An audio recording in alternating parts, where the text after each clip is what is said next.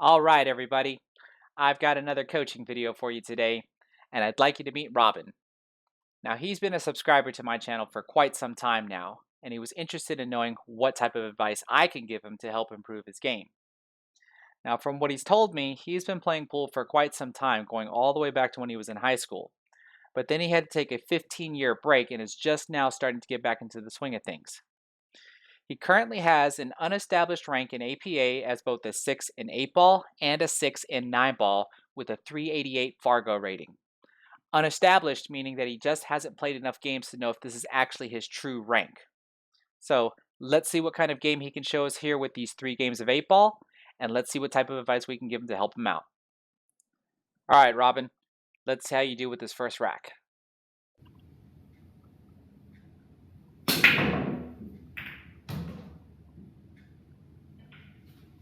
Okay, that looked like a second ball break, and we were able to drop a solid.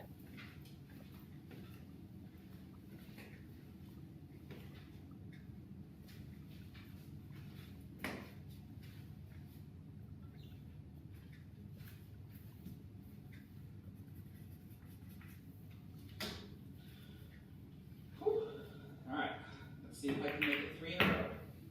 That was a good opening shot. Nice little carom combo there.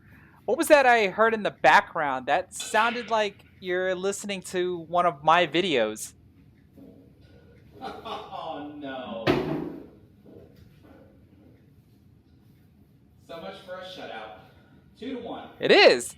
That's my playing the ghost in 8 ball for a race to 3 video.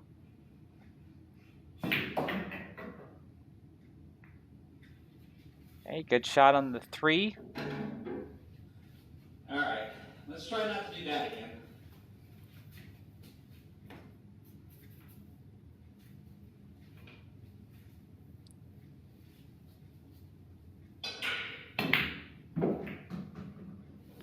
Oh, nice try. I was wondering what you were going to do with your 1 ball there, and it looks like you tried to break it out. 4 times in a row that we've been stripes.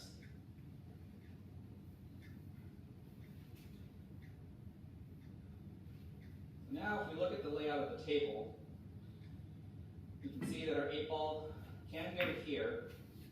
Okay, nice smooth shot on the 6 there. 10 ball is the All right, this is pretty much on a the do or die here. You got to break out that 1 also ball. does not look like the 10 ball passes by the 7.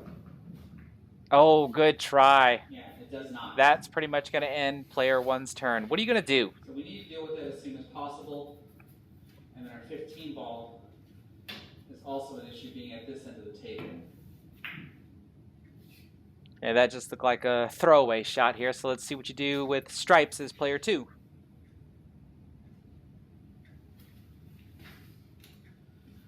So I think what I can do, I can start with the 14 ball at this angle here. That way I can have You're going to shoot the 14 ball. What timing? Because I'm coming over here anyway, I should be able to have a shot on the 12 ball. Let's see how that works out.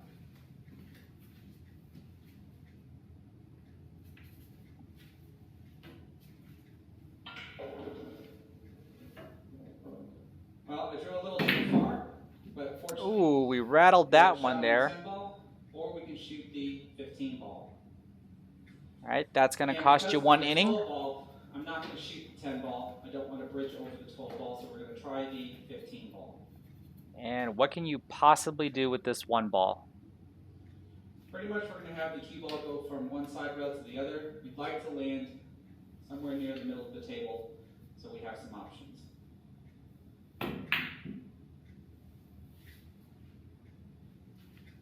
Oh, wow! That was a great bank shot.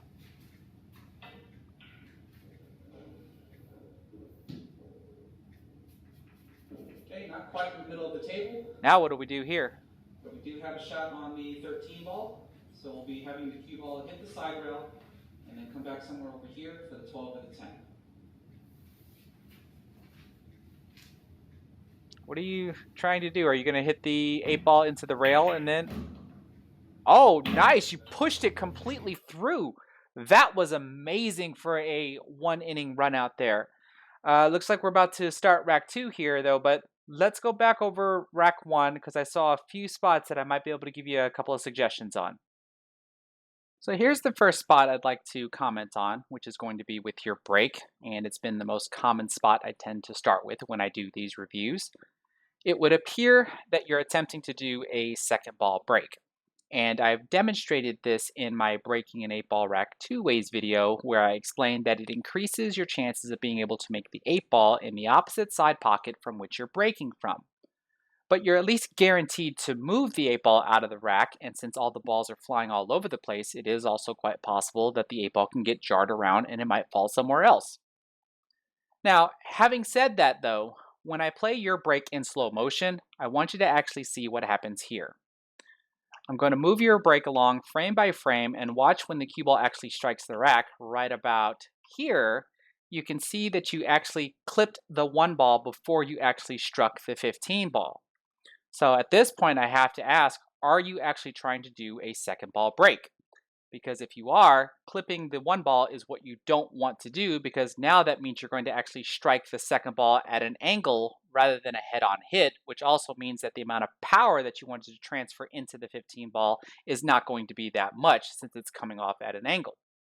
So there's two ways you can actually fix this. One, you obviously have to correct the aim from where you're at, so that way you're not going to strike the head ball, or move the cue ball a little bit closer over to the side rail so you can have a more straight on path to the second ball, or the 15 ball in this case, and you actually will have to only use a rail bridge versus this closed hand on the rail bridge that you're actually using for this break here. Now, having said all that, though, with the second ball break, I personally just haven't studied it enough to know what the pattern of the other balls are going to do. You did happen to make the 4 ball into the corner pocket on this break here, but are you able to do that every single solitary time, or at least show a high possibility that you can do that every single solitary time? So, with that being said, this is where I'm going to suggest maybe trying two different other types of breaking. One, you actually see because you're listening to it while you're playing this rack, and that's when I'm playing the Ghost and 8 Ball for a Race to 3 video, and I actually break more head on from around here or even on this side here. Because more with a head on break, you have the possibility of pocketing the second row here in their respective side pockets here. The corner balls actually will also go 4 rails like this into their respective corner pockets. And then also, if you were to look at my Breaking an 8 Ball Rack two ways video, where I explain what I call the classic break, and that's when you break from either here or here, you get those same 4 ball patterns, but you also get the possibility of either making the 1 ball into the side pockets, depending upon which side that you're breaking from. So this at least allows you to know that you have a higher possibility of making a ball, and therefore you stay at the table. So I would at least suggest doing that rather than doing the second ball break. The only time I ever really do a second ball break is when I'm playing in my APA league and I'm actually only in the position of needing one more game to win. I do try to go ahead and drop the 8 ball on the break for the win.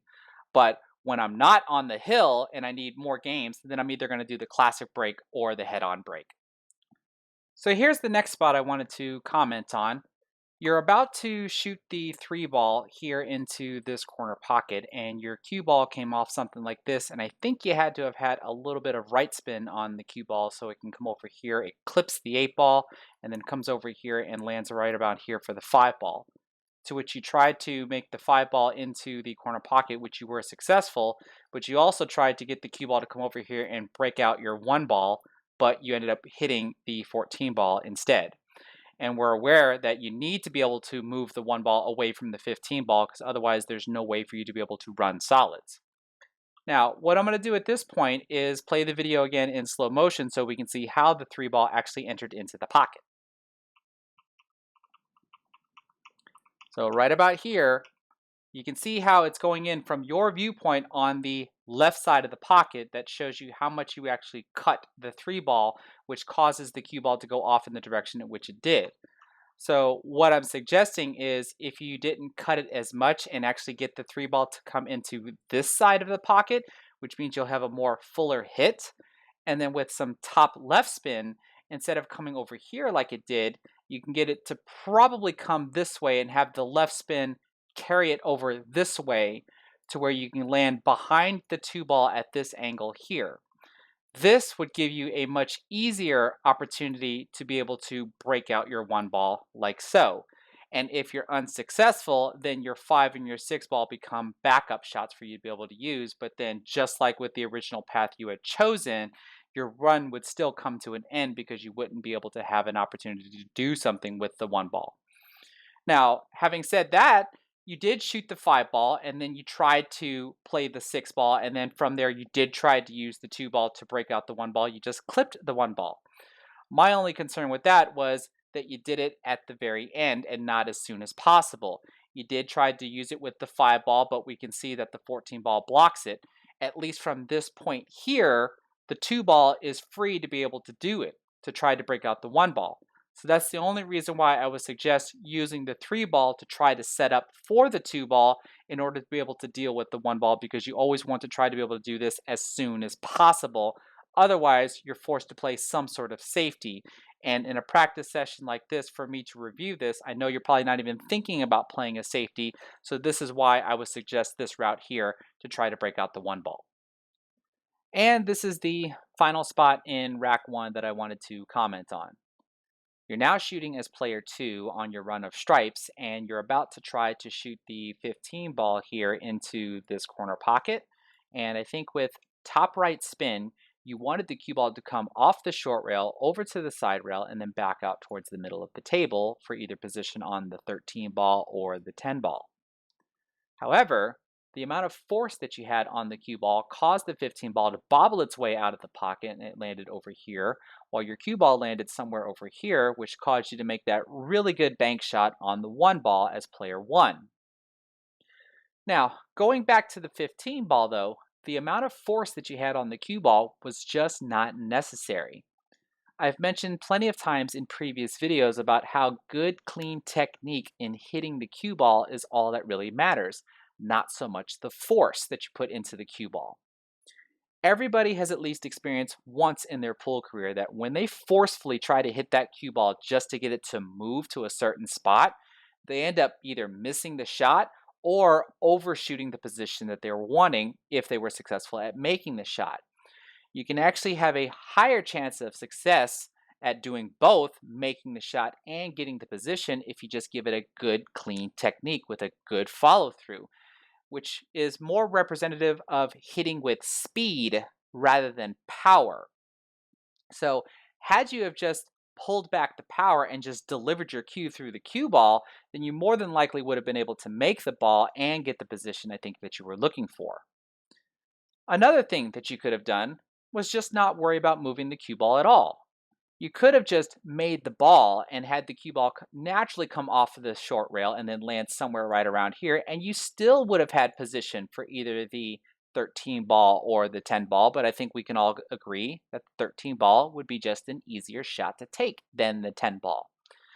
This goes back to the principle that I've said before about keeping your cue ball movements small because you have a higher chance of being successful. Yes, you'll have a longer shot on the 13 ball, but I think we all can agree that it'll still be an easier shot to take, and therefore you can easily set up for the 10 ball and then continue your run as stripes. So, this is a matter of choosing which you think you're going to be more comfortable with, because the way you actually hit this ball here is the way I've seen you hit the majority of your shots during this rack, which either caused you to overhit the cue ball on your positions on some of your shots to where you had to keep continuously hitting the ball the same amount of speed. And really, you should only be able to have to use like your lag speed or a little bit harder just to be able to easily manipulate the cue ball around the table. Anytime that you have to actually forcefully move the cue ball around the table, it's because you didn't really get good position on the ball that you were wanting to play. So try to keep that in mind and try to find this balance to where if you can actually just roll the cue ball wherever you need to go after making the shot, you'll find that you'll be more successful. But if you find yourself constantly having to, what I like to say, punch the cue ball around, then in my opinion, you're just not really playing really good pool because you're doing one hard shot after another. And at some point in time, you're going to be bound to miss a shot like you did on this one. So I hope this was helpful here for rack one. let's move on over to rack 2. Okay, so here we are with rack 2. You won the previous rack as player 1, so player 1 is going to be breaking here. So let's see how this rack can go for you.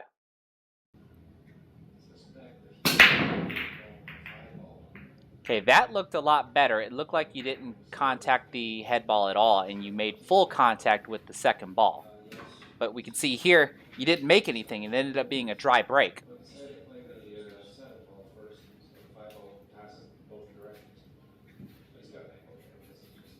So it's player 2, what's going to be the first set you're going to choose?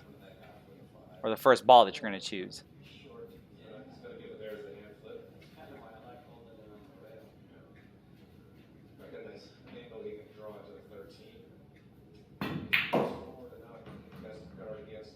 Okay, so player 2 is solids. Looks like you were trying to maybe get position for the 3 ball there, but now I'm not sure if you can see anything.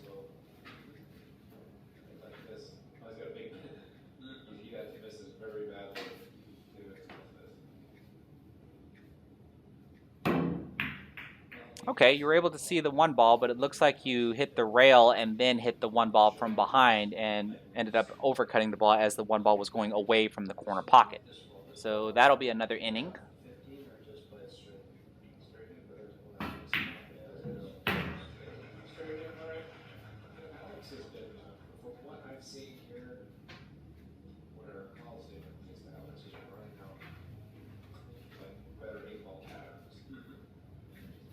Well, Alex is strict to the finals. Bogart, Ronnie Alcano, Warren Bianco, Kachi, and Torsten Okay, unfortunately we undercut the 9 ball there, so back to player 2.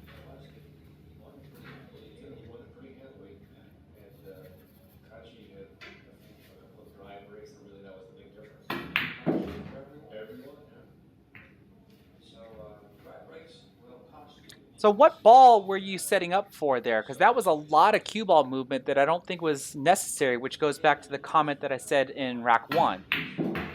So if the 6 ball was next, you didn't really have to draw it back that far, and that's what I was referring to about the power that you're actually putting into these shots.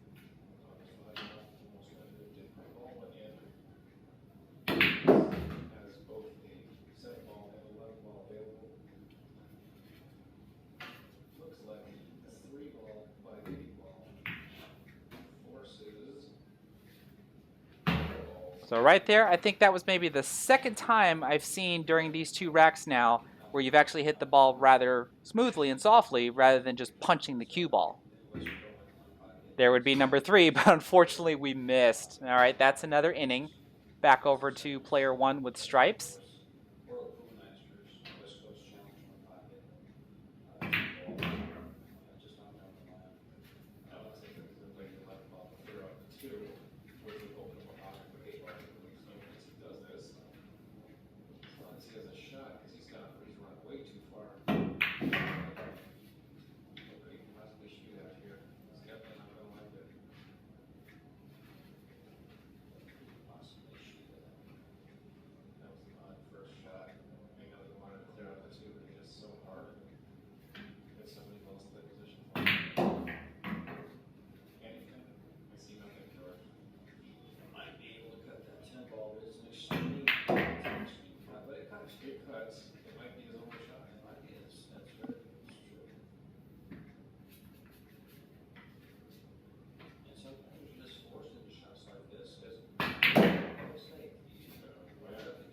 Nice draw stroke there.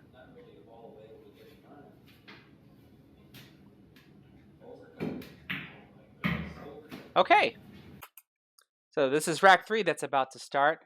That all looked good, and before I go back to rack 2 to talk about the spots that I want to comment on, this is where I'm going to say that what you saw in rack 2 is very relatable to what I'm going to mention from rack 1, and that's how hard you were actually hitting all of the balls, and you saw where you were just doing a whole lot of cue ball movement.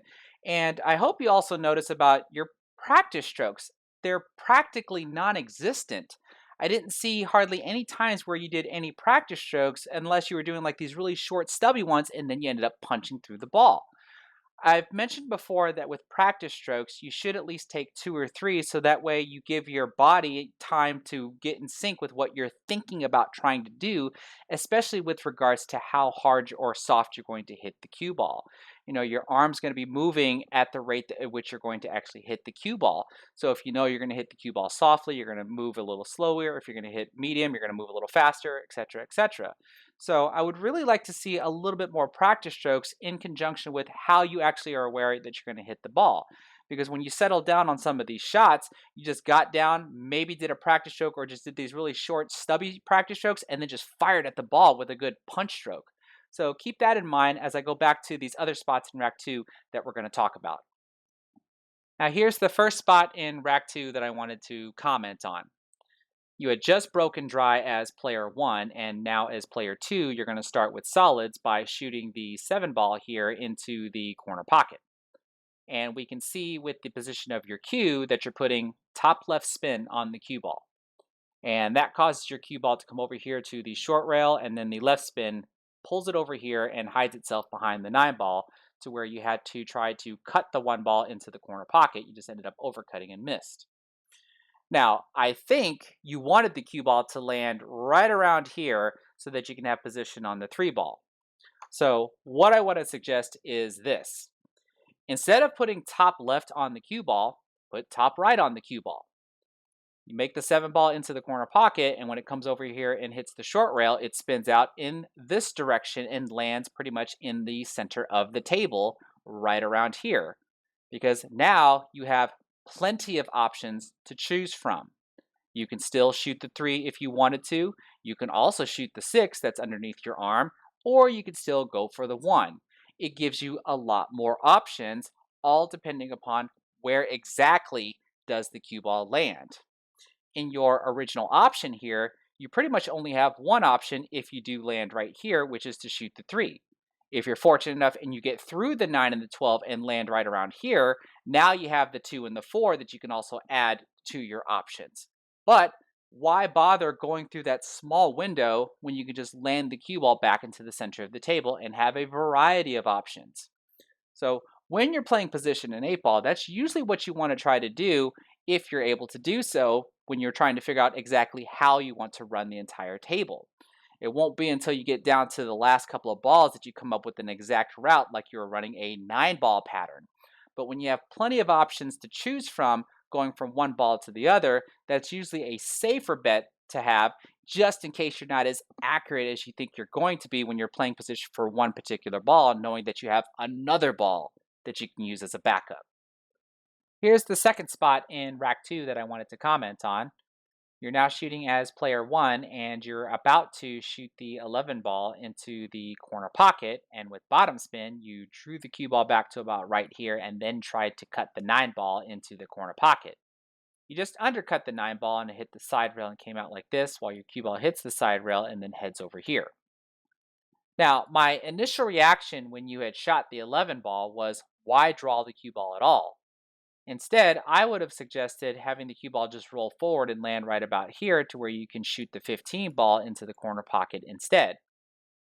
Maybe you were trying to draw the cue ball back over here like this and land somewhere right here so you can have a shot at the 15 ball without having to bridge over the 2 and the 4. I'm not entirely sure. Nonetheless, if you were successful at making the 9 ball, how are you planning on getting position to the 8 ball? I'm not saying it's not possible with the last 4 remaining stripes that you would have had, but with the camera angle that you're showing me here, it does look like the 9 ball can go into the side pocket off of the point here. So I would have thought that after making the 11 ball, if you can use these last 4 stripes and then get position on the 9 ball somewhere right around here, you'd be able to shoot the 9 ball into the side pocket and have the cue ball roll up like this, maybe bump into the 3 ball or avoid it altogether, and then be able to shoot the 8 ball into the corner pocket. So this is where I can again stress how hard you're actually hitting the cue ball. I'm not entirely sure if you wanted the cue ball to draw back here and get position for the 15 ball like this, or did you want to draw the cue ball back to be able to cut the 9? Who knows? But with the suggestion that I'm making here with allowing the cue ball to roll forward, that cue ball movement is a lot smaller and easier to control. Therefore, you have a higher chance at being successful. And then from there, still keep your cue ball movement small to be able to pick off the last remaining stripes. Again, still giving you a higher chance at being successful at being able to run the rest of the table. And here's the final spot in rack 2 that I wanted to comment on. You're about to shoot the 5 ball into the side pocket, which you had missed while playing position for the 3 ball. But it's your pre-shot routine that I want to emphasize on for this shot. So let's watch it. You chalk your cue, you set up, short strokes, fired, and then missed. And then we can see your frustration because you missed what appears to be a relatively easy shot. Now, this is something everybody has done, including myself, which is taking a relatively easy shot like this for granted and throwing our pre-shot routine completely out the window. Now, with your pre-shot routine, I want to emphasize on those quick practice strokes. I would actually like to see you slow down those practice strokes like you're actually about to hit the cue ball, so that way your entire pre-shot routine slows down. Yours is rather quick, which I think is why sometimes you end up overhitting the cue ball.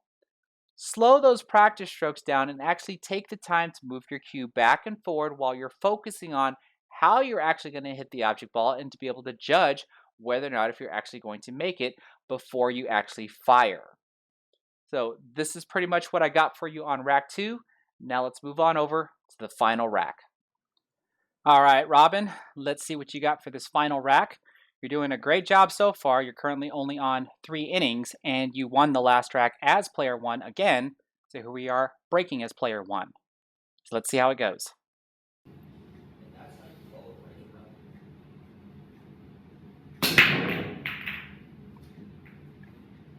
Okay, that looked like another good contact for a second ball hit. We just didn't make a ball on the break again.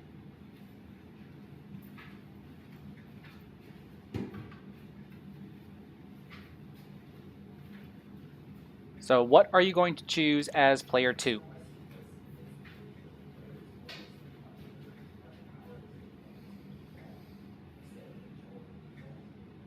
Okay, we're taking a moment to observe the table, so I like that.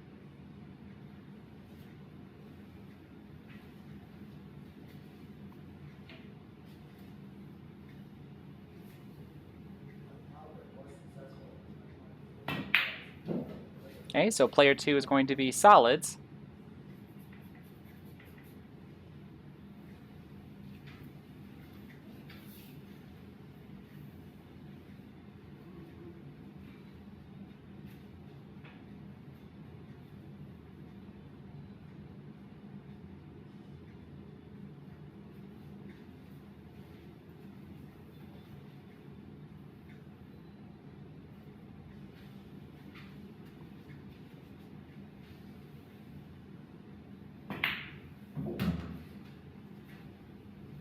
Okay, looks like the 3 ball is going to be next.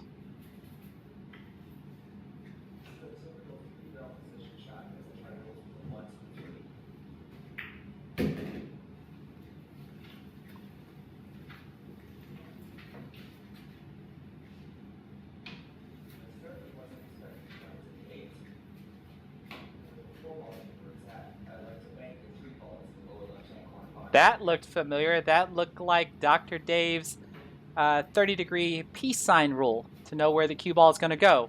So are you trying to break out the 2 and the 7? That looks like what you were trying. We got a lucky hit off of that 13 ball to at least move the 7 out of the way.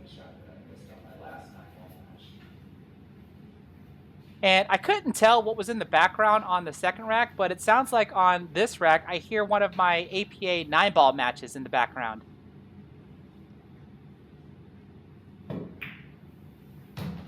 Okay, good shot on the 5. We have to be shooting at the 7.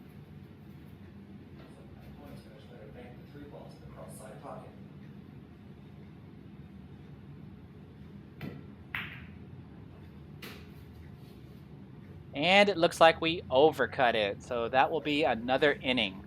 Back over to player 1 with stripes. Let's see what you do here.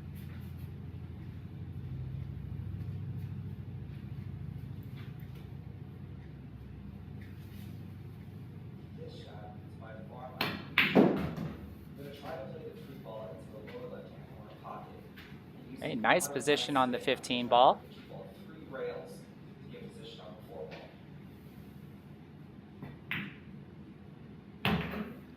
Yeah, I've seen quite a few times now in this rack where you've hit the cue ball more smoothly rather than just punching the cue ball. You hit a shot so good, you don't breathe any force for it.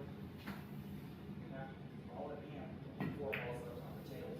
Opponent, I forget the Nicely done.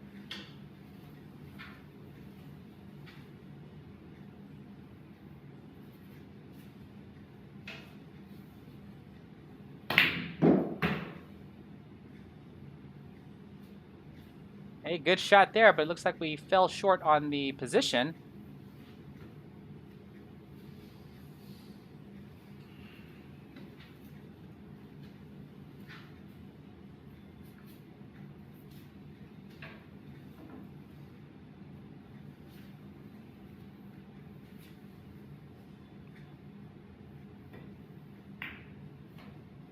Okay, just an undercut on that shot. Now let's see what player 2 can do. Can you see the 7 ball or is the 8 ball in the way?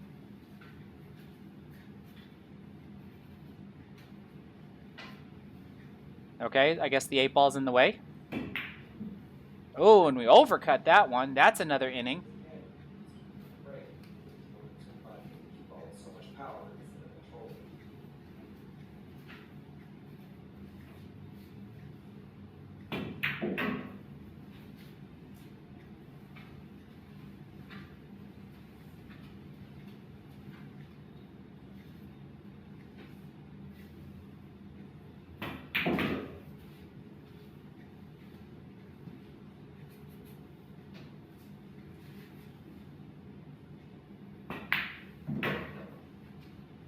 8 ball corner pocket.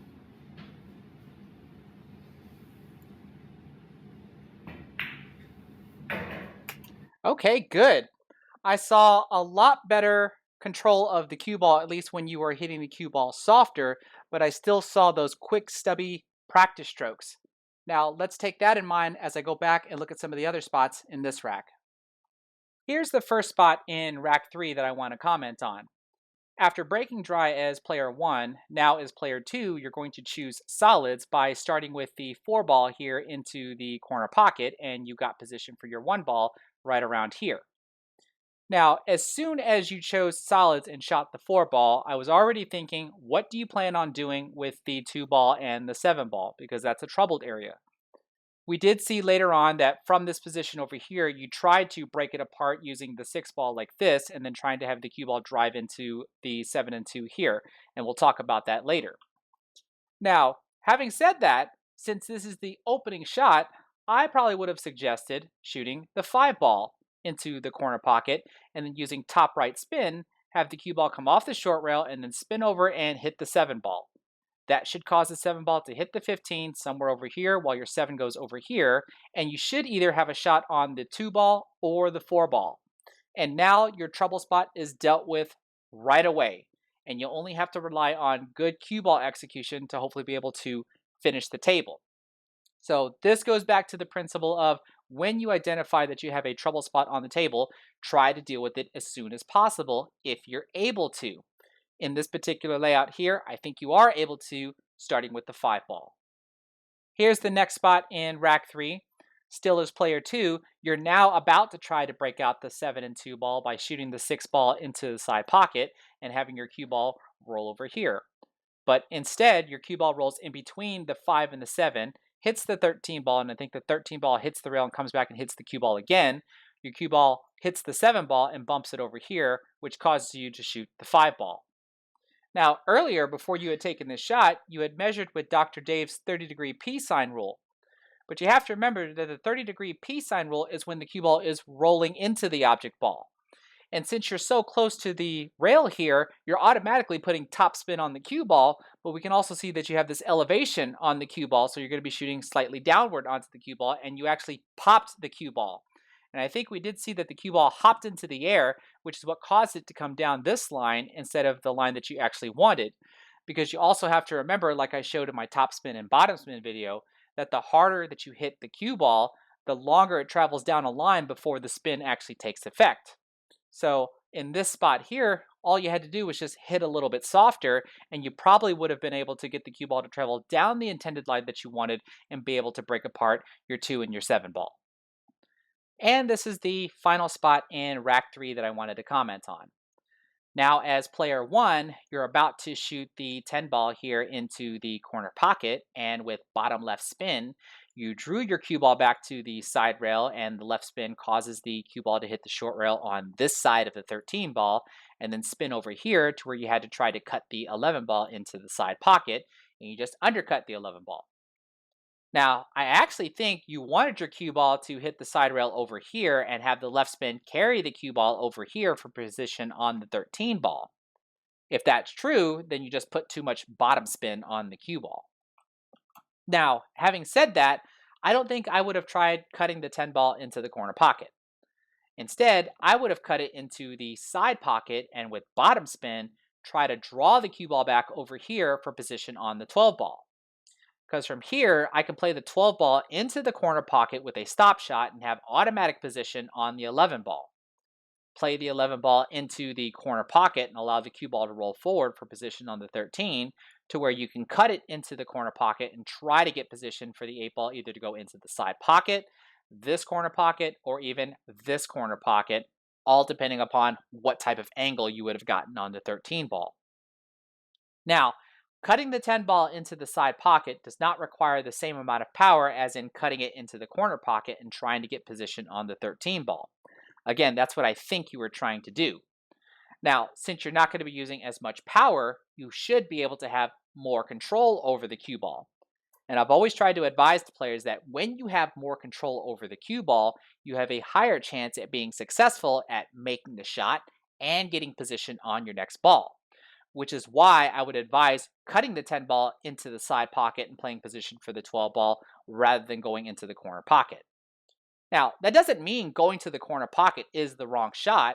Had you got the position I think you were wanting, you would have played the 13 ball into the corner pocket and tried to get position on the 12 ball to go into this corner pocket to where you can still play the 11 into this corner pocket and then shoot the 8 either in the side or the corner. You would just end up having to move the cue ball around a lot in order to do so, whereas in the suggested route I'm giving here, the cue ball movement is a little bit smaller, therefore easier to control. So, Robin, this is what I have for you on these 3 racks. I think you played a fantastic game. You finished it off in 5 innings, which I think would put you around the low 6 to high 5 range.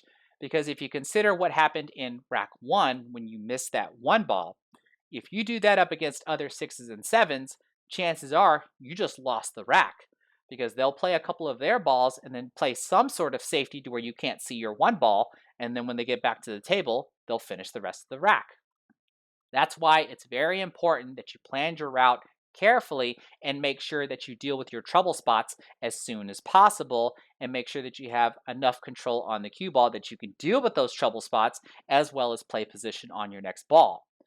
Which is why I'm going to strongly emphasize that you slow down your pre-shot routine and actually put in some real practice strokes where your cue is actually going back and forward rather than those short, quick ones.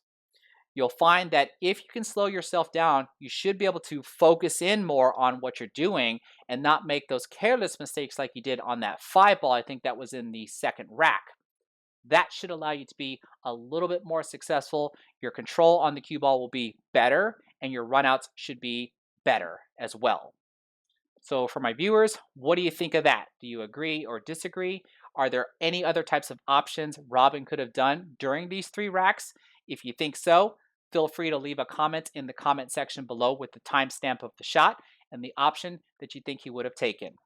And Robin, before I forget, thanks for the opportunity to review your game. I hope you found this information helpful, and if there's anybody out there that has similar issues like Robin, then I hope you're able to find this advice helpful to you as well. So if you like what you saw, give this video a thumbs up, and don't forget to subscribe. Take care, everybody.